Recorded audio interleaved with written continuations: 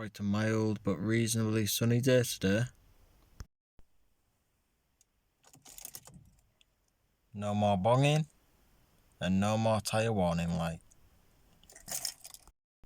You may have seen in my previous videos that the tyre warning light has been on the dashboard, and when you turn the key it goes bada bing, bada bing, bada bing, and that's made me think, well, maybe the tyre pressure sensor has gone bad, and obviously to change one of them you need to take the tyre off, and it just seems like a huge hassle, and you know, something like that. Anyways, I pumped the tyre up today and it's finally gone. That's all it needed, is a bit of air. So start the car now. No more bonging. There we go. Running smooth.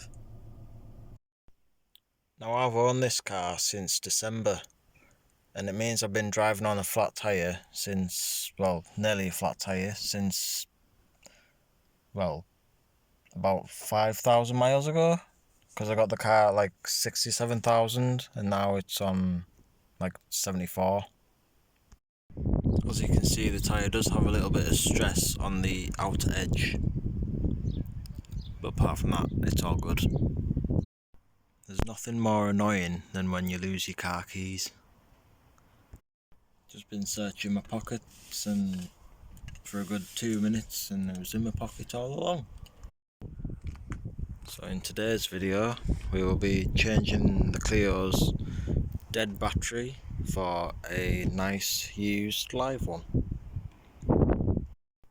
Now, just to show you that the battery is really dead, and we're going to try and start the car. Turn the key into the on position. Nothing. Nope. Completely dead. Now hopefully once I got this battery on it should splutter into life, but as it's from the scrapyard, I'm not 100% sure, but I have bought a battery from the scrapyard before and it's worked brilliantly. Probably better than new batteries, but you never know. It's always handy to have a toolbox on you, of course, and it's 10mm, and it's that bolt there and this bolt right here that you'll be undoing. I was wrong about the 10mm, it's either this 11/32 size or this 1/2 inch, depending on what bolt you're going for. Use this 1/2 inch for this bolt or the 11/32 for the smaller bolts.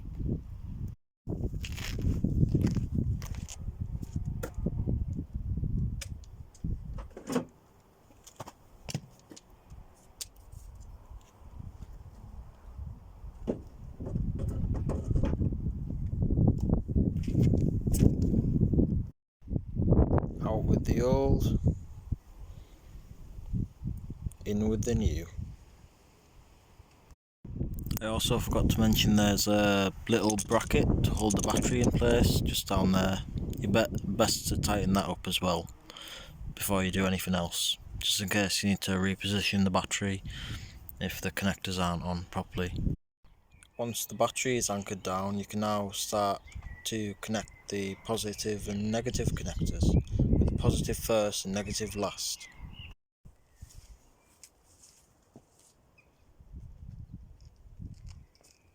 Let's see if she starts.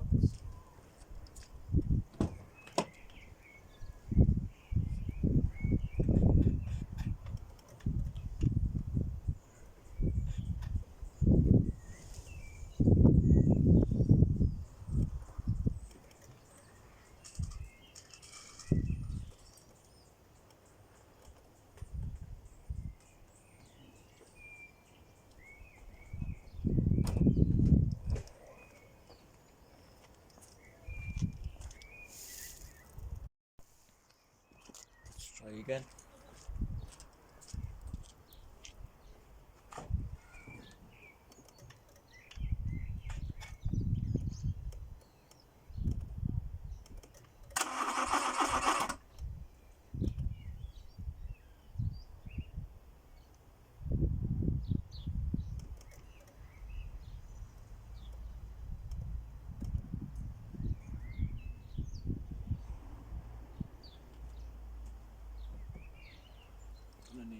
speeds on this one.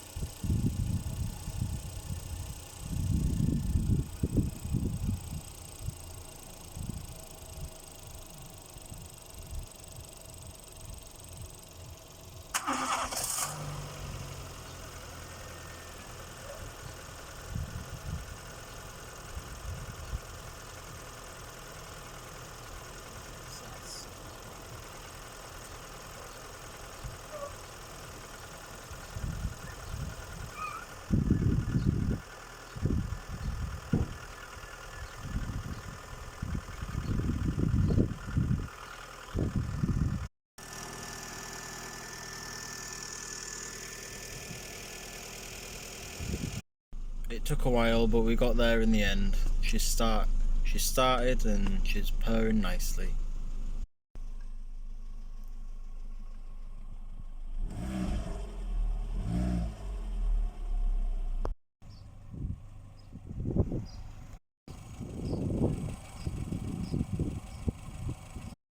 This car warms up really quickly, nearly at optimum temperature within 2 minutes of starting. And at 128,000 miles, she's doing really well. Still purring like brand new.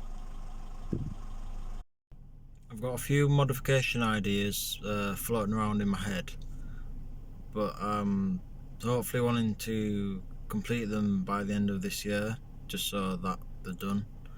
Some of them are mechanical issues, others are just like for looks on the car, stuff like that. But I'll go through them in a bit. I'm not gonna lie, I really want to take this car out for a run. maybe just round the block, but I'm not insured and I don't want to risk it.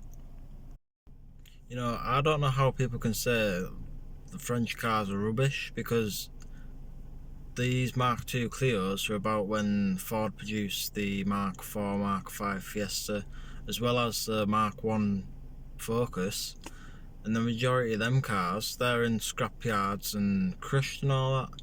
It's like you don't see many of them on the road, and yet this car, well, the Mark II Clio in general, is still hovering about as we speak, and they're really good cars and never let anyone down. Never let me, well, it's never let me down. Well, say, never let me down. It's never let me down once.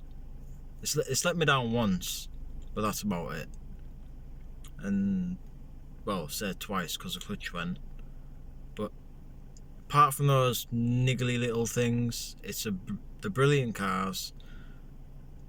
Yes, the electrics aren't the best, don't get us wrong.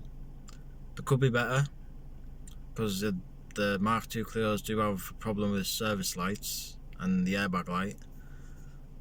But apart from that, oh, not to mention the leaky sunroof, but apart from that, they're brilliant cars. I can't fault them. They're really good engines, really good bodywork. They're just amazing. It just makes me wonder why Ford doesn't take up with Renault. Apart from back in 1999, I think it was, or 2000, Nissan partnered with Renault. That's why you see some old Micras with Clio door mirrors and side repeaters, and they're still carrying on with that tradition today with the new Nissans, and the sort of minor things like door mirrors and stuff like that. But trust me, yeah, they do share French parts, which is saying something, because the Japanese do make good engines and they do make quite good cars, but depends on what sort of cars you like. But as a general statement, the Japanese are good at cars, and this sort of resembles that in my opinion. It's not a Japanese car, obviously, it's French, it's Renault, but at the same time it's got the characteristics of a Japanese car, because they don't rust, or very little rust, and they're just really good cars. That's all I can say. I don't understand why people don't like them, or the majority of people don't like them, because they're missing out on cars that might not be tomorrow, if you get me. Oh, fire engine. I really do love this car. My first car, and it's the best first car I've ever had, and I'm not getting rid of it till the day I die. That's my hand on my heart saying I will never get rid of this car till the day I die. I understand completely that everyone is entitled to their own opinion, everyone has different opinions, but at the same time, it's just the way I feel about this car. It will not be long till she's back on the road again. That's gonna do it for today. If you're new here, please feel free to subscribe down below. Helps keep you up to date on future videos and adventures I go on throughout life. And take it a step further, click that notification bell. Keeps you notified on all the uploads I upload on. And I shall see you in the next one. Can't wait to get photos if I like this again. Memories. Baby Coke.